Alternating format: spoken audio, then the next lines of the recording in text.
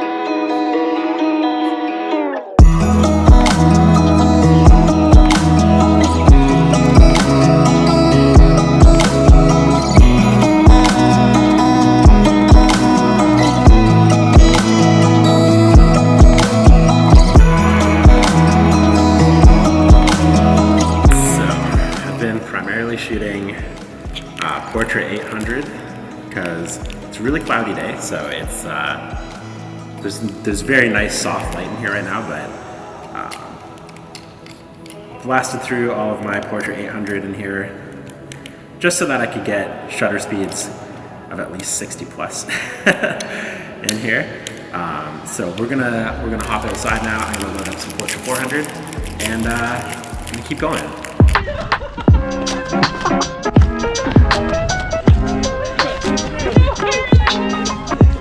Oh, that was perfect.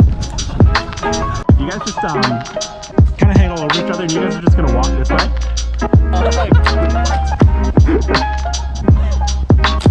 Cute.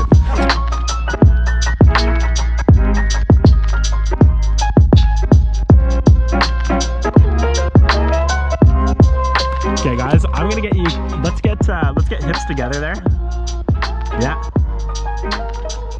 And you guys just get even closer to each other with the heads.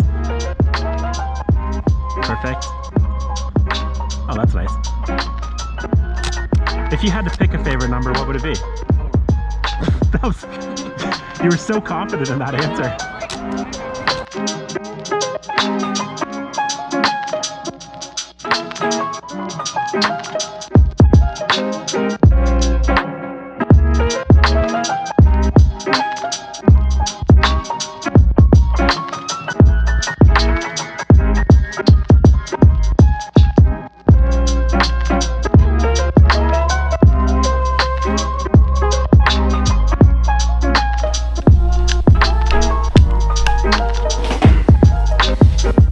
That's the video. I hope you enjoyed it. Some final kind of thoughts on everything is the main thing for me was that light is just a completely different beast when you're shooting film. I knew that going into it, but still going into the studio space there, I thought I had a ton of usable light with like my digital mindset of being able to stop down to f1.4 if need be, or pump up to ISO 2000 plus. Being limited to ISO 400 and 800, and also using cameras like the Pentax 6.7, for example, stops down to f2.4, which is actually like pretty wide open for a medium format camera.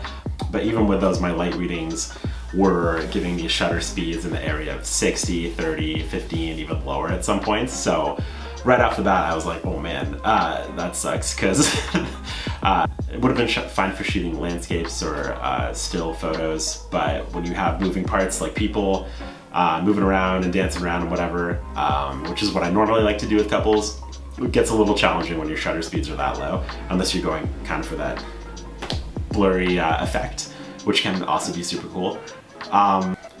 So once we were outside, I was able to get shutter speeds of 125, 250, which is just a little more comforting when you're shooting.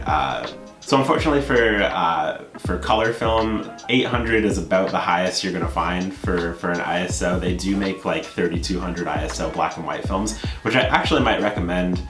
Like I actually kind of wish I had one of those for the inside there, just so I could have played around with their movements a little bit more. As you may have noticed from the photos, there was some movement, but I tried to really hone in the movements as opposed to having them, you know, run at me and run away and like flail around and all that. I still tried to have them moving, but just a little bit more subtly, whether it's just like a little sway or kind of just a little, hey, what's up?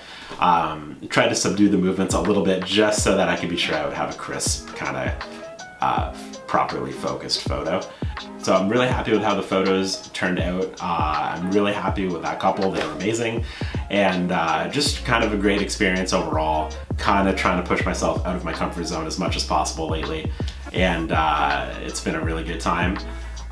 So yeah, again, thanks for watching, and I hope you liked it. And if you are like a full-time film shooter or like a very experienced film shooter, and maybe you have some tips for me and for everyone and that you'd like to share, comment below. That would be awesome. And yeah, thank you.